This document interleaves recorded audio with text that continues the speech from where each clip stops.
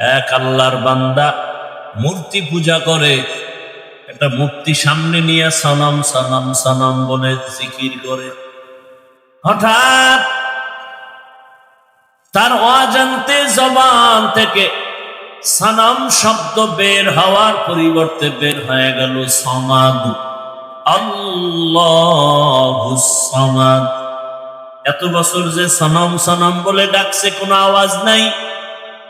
আজ সমাদ শব্দ যখন বের হয়ে গেল, সাথে সাথে গাইবি আওয়াজ, লাব্বাইকা ইয়া আবুদি। আল্লাহর বান্দা বলেন, এত বছর আমি সানাম সানাম বলে ডাকলাম, কোনো জবাব নাই। আজ আমার জবান থেকে সমাদ শব্দ বের হলো, জবাব আসলো, কে আপনি? আবার জবাব আসলো, আনা রব্বুক, আমি তোমার রব। আমি অপেক্ষায় ছিলাম কখন তুমি আমাকে রব বলে ডাকবা, আল্লাহ বলে ডাকবা, আমার দরজায় ফিরে আসবা। কারণ তোমাকে কথা বলার শক্তি তোমার মা বাবা কেন দেয় নাই, আমি আল্লাহ তোমাকে কথা বলার শক্তি দিলাম। দুনিয়াতে আমি আল্লাহ তোমাকে যখন পাঠিয়েছি, তুমি দাঁড়াইতেও পারো না, কথা বলতেও পারো না। তুমি দুনিয়াতে আসার পরে তোমার একটাই বুঝি কান্নার আওয়াজ, আর তোমার কান্নার আওয়াজ দিয়া কখন কি তোমার প্রয়োজন, এই প্রয়োজনটা তোমার বাবাও বুঝে না, একমাত্র তোমার মা বুঝে। বুঝে সব আয়োজন করেছে। তুমি কান্না করেছো, বুঝাইতে চেয়েছো তোমার বড় ক্ষুধা লাগছে, মা তোমার কান্নার ভাষা বুঝে খানার আয়োজন করেছেন। তুমি কান্না করেছো, মা সারা বাবা পর্যন্ত বুঝে নাই। বাবায় বলে, বাচ্চা কাঁদে কেন, খানা দেও। মা বলে, 5 মিনিট আগে খানা দিয়েছি, আবার কেন খানা দিব? বাবায় বলে, তো কান্না করে কেন? মা বলে, এই কান্নাটা তার ঘুমের আগের কান্না, খানার কান্না না। ঘুম যাবে বিদায় বাচ্চা এখন কান্না করে। আল্লাহ বলেন, আমি আল্লাহ তোরে দুনিয়াতে পাঠানোর পর একটা মা বাবাও কোনোদিন আমাকে বলে নাই কথা বলার শক্তি দাও। কোনদিন তোর মা বাবা বলে নাই আমার সন্তানের দাঁত নাই, দাঁত দাও, হাঁটতে পারে না, হাঁটার শক্তি দাও। যখন যেটার প্রয়োজন আমি আল্লাহ চাওয়ার আগে সব ব্যবস্থা করে দিয়েছি। আমি আল্লাহ পাক সব কিছুর আয়োজন করেছি। তোরে হাঁটার শক্তি দিলাম, কথা বলার শক্তি দিলাম, দেখার শক্তি দিলাম। এখন তুই কচি কণ্ঠে আব্বু বলে ডাক দাও, বাবার কলিজা ঠান্ডা হয়। কচি কণ্ঠে তুই আম্মুকে আম্মু বলে ডাক দাও, মায়ের কলিজা ঠান্ডা হয়। আমি আল্লাহ বাধা দেই নাই। তুই মাকে মা বলে ডাকবি, বাধা নাই। বাবাকে বাবা বলে ডাকবি, বাধা নাই। কিন্তু তোর মা বাবা সামান্যতম তোমার খানা দানা, বস্ত্র, বাসস্থানের ব্যবস্থা করেছে। আর আমি আল্লাহ যে তোরে জিহ্বা নামের মেশিন দিয়ে কথা বলার শক্তি দিলাম। আমি আল্লাহ অপেক্ষায় থাকি। মাকে ডাকো, বাবাকে ডাকো, মাঝে মাঝে আমি আল্লাহকে একবার আল্লাহ বলে ডাক দিবা। যদি একবার আল্লাহ বলে ডাক দেও, আমি আল্লাহ তোমার দিলের হালাত জানি, চাওয়ার আগে সব ব্যবস্থা করে ফেলবো।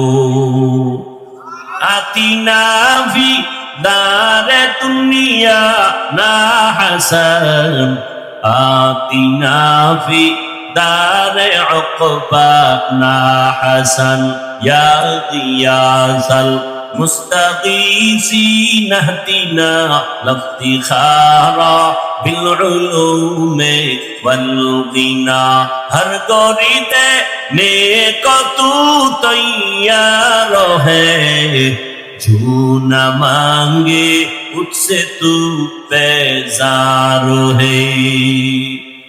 আল্লাহ তাআলা বলেন, আমাকে বেজার কেন করবি? দুনিয়াতে যে তোকে কিছু দেয় সব স্বার্থপর। তাকায় দেখ, স্বার্থে আঘাত লাগার কারণে মা সন্তানকে মেরে ফেলেছে। আবার সন্তান মায়ের গায়ে হাত তুলে স্বার্থের কারণে। আর আমি আল্লাহ কেমন দয়ার মালিক! আমি আল্লাহ পাক এত মায়ার দরজা দিয়ে আমি তোকে আদর করি, আমি যদি সামান্যতম স্বার্থপর হইতাম, আমার দেওয়া পানি, আমার দেয়া সূর্যের আলো, চাঁদের আলো, আমার দেয়া জমিনের ফসল, গাছের ফল, নদীর মাছ খাও, আবার আমার দেওয়া নিয়ামত ভোগ করিয়া আমার হুকুম মতো নামাজে যাও, হজরে তোরে ডাক দিলাম আয় মসজিদে গিয়া হাজিরা দাও, মসজিদের হাজিরায় তোমাকে পাওয়া যায় নাই, আমি আল্লাহ বেজার না। আবার তোমাকে জোহরের হাজিরায় ডাক দেওয়া হলো মুয়াজ্জিনের দ্বারা, জোহরের হাজিরায় যাও নাই, আমি আল্লাহ তোমাকে আবার আসরে ডাক দেওয়ার ব্যবস্থা করলাম, আমি রাগ করি নাই। যদি আসরও আসতে পারো, ফজর জোহরের সব গুনাহ মাফ করে দিব। বান্দা আসরও আসো নাই, আমি আল্লাহ রাগ না করে আবার মাগরিবে ডাকার আয়োজন করলাম, আসো নাই, এশায় ডাকলাম, সেখানেও হাজিরা দাও নাই। মুয়াজ্জিনের মাধ্যমে ডাকার পর, আলেম ওলামার ডাকার পরেও আসো নাই। এবার আমি আল্লাহ কেমন দয়ার মালিক, আমি আল্লাহ নিজে রেডি হয়ে গেলাম, আমি নিজেই তোমাকে ডাকার জন্য হাজির হব। আমি আল্লাহ নিজেই ডাকার জন্য রেডি। অতিও গভীর হয় রজনী যখন, নীরবে প্রভুর নাম জপিও তখন, প্রভুর করুণা যদি আইবারে চাও, গভীর রাতে উঠে প্রভুর গুণগান গাও। আল্লাহ তাআলা প্রতিদিন রাতের শেষ ভাগে ডাকতে আসেন। প্রথম আসমানে এসে ডাকেন, আলা মিন মুস্তাগফিরিন ফাগফির আলাহ, কে গুনাহ করেছো, পাহাড় পরিমাণ গুনাহ করেছো, 20, 30, 40, 50 বছরে, আমি রব ডাকতে আসছি, ক্ষমার দরজা খুলে ডাকতেছি। হাতের গুনাহ, চোখের গুনাহ, জবানের গুনাহ, অন্তরের গুনাহ, একবার যদি বিনয়ের সাথে চোখের পানি ছেড়ে ডাক দিয়া বলো, ইয়া রাব্বি গফিরলি, ও রব আমাকে দয়া করে মাফ করে দেন। আল্লাহ বলেন, তোর গুনাহ করিয়া পাহাড় বানাইতে লাগছে 50 বছর, আর আমি তোকে ক্ষমা করতে 1 সেকেন্ডেরও সময় লাগবে না। আমি আল্লাহ পাক তোকে ক্ষমার জন্য ডাকতেছি। ও গভীর রজনীতে জমিনের সব নীরব, গাছের পাখিরা ঘুমায়, নদীর মাছ ঘুমায়, সব প্রাণীরা ঘুমায়, এই সময় আমি ডাকতেছি, জবাব দাও। ওযু বানায় যদি একবার সিজদায় গিয়া কান্না করো, ক্ষমা চাও, আমি আল্লাহ তোমার জীবনের সব গুনাহ ক্ষমা করব।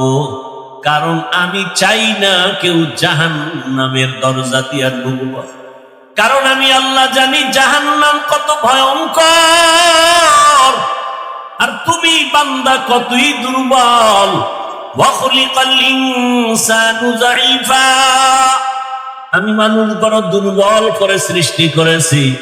আমি আল্লাহ চাই না আমার মুহাব্বতের বান্দা জাহান্নামে যাবে।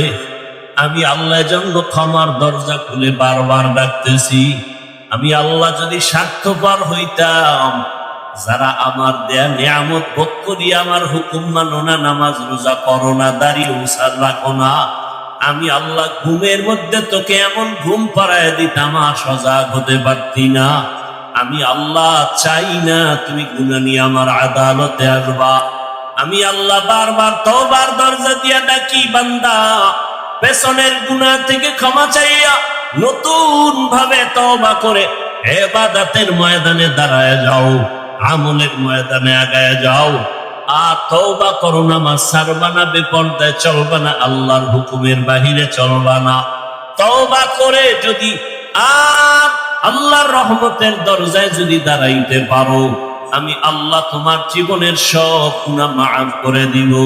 আল্লাহ বলেন, আমি আল্লাহ তো তোমার খানার আয়োজন করেছি, তোমার ঘুমের আয়োজন করেছি, তোমার চলাফেরার আয়োজন করেছি। ও বান্দা, আমি আল্লাহ তোমার যা প্রয়োজন ব্যবস্থা করে দিলাম। দুনিয়াতে চলার জন্য আলোর প্রয়োজন, সূর্য আর চাঁদ দিয়ে আলোর ব্যবস্থা করে দিলাম। দুনিয়াতে চলার জন্য তোমার খানার প্রয়োজন, আমি আল্লাহ মোহাব্বত করে ভালো খানার আয়োজন করে দিলাম। খানা তো আমি পিপিলিকারও দেই, গর্তের সব প্রাণীর খানা আমি দেই, নদীর মাছের খানাও আমি দেই, জঙ্গলের প্রাণীর খানাও আমি দেই। কিন্তু বান্দা তোমার খানাটা আলাদা পিওর করে বানিয়েছি। বান্দা তুমি ভাত খাও, চালটা আমি কাভার করে দিলাম, রুটি খাও, গমটাও কাভারে আটকায় দিলাম, যাতে তোমার কোনো দূষিত কিছু বাহির থেকে প্রবেশ করার সুযোগ না পায়। স্বচ্ছ পানির প্রয়োজন, পানি দিলাম, ময়লা ধুয়ে নাও। তোমার চাল আর রুটি রেডি, এখন খাওয়ার জন্য তোমার প্রয়োজন সবজি তরকারি, আমি আল্লাহ কুদরতের দ্বারা তরকারির আয়োজন করে দিলাম। তরকারিও রেডি, পাকানোর জন্য মশলা দরকার, আমি আল্লাহ কুদরতের দ্বারা তোমার মশলারও ব্যবস্থা করলাম। পেঁয়াজ রসুন সব নিয়ামত আল্লাহ দান করেছেন, কোন দুনিয়াওয়ালারা দান করে নাই। আল্লাহ বলেন, বান্দা তোমার শরীরকে তাজা রাখার জন্য সব ব্যবস্থা করলাম। তরকারি ভালো লাগে না, মাছ খাবা, মাছ কত ধরনের মাছ দিয়ে দিলাম, খাও, কাবারে আটকায় দিলাম যেন ময়লা তোমার ভেতরে না যায়। গোশত খাইবা, হাজারো ধরনের হালাল পন্থায় গোশতের আয়োজন করলাম। এত কিছু দিয়া আমি আল্লাহ তোমার থেকে কোনো টাকা চাই না, পয়সা চাই না। আমি চাই তুমি ব্যবসা করো, তুমি চাকরি করো, লেখাপড়া করো, সবগুলোকে তুমি ইবাদত বানায় করো। নবীর তরিকায় যদি করতে পারো, তোমার ব্যবসাটাও ইবাদত হবে। নবীর আদর্শ মেনে যদি ঘুমাইতে পারো, ঘুমটাও ইবাদত হবে। নবীজির আদর্শ মেনে যদি খানা খাও, ইবাদতে পরিণত হয়ে যাবে। নবীজির আদর্শ মেনে তুমি চাকরি করো, ইবাদত হয়ে যাবে। আর আমি আল্লাহ ইবাদত করনেওয়ালাকে বিনা হিসেবে জান্নাত দিয়ে দিব। ইবাদত অনেকে মনে করে তসবিহ নাও, পাগড়ি লাগাও, মসজিদে গিয়া জিকির আজকার করো, তেলাওয়াত করো, নামাজ পড়ো, ইবাদত শেষ না। দুনিয়াতে তুমি যখন যা করবা সবগুলো রসুলের আদর্শ মতো করো, সব ইবাদত। আল্লাহ পাক সে নিয়ম পদ্ধতি কোরআনে রসুলের মাধ্যমে হাদিসে দিয়েছে।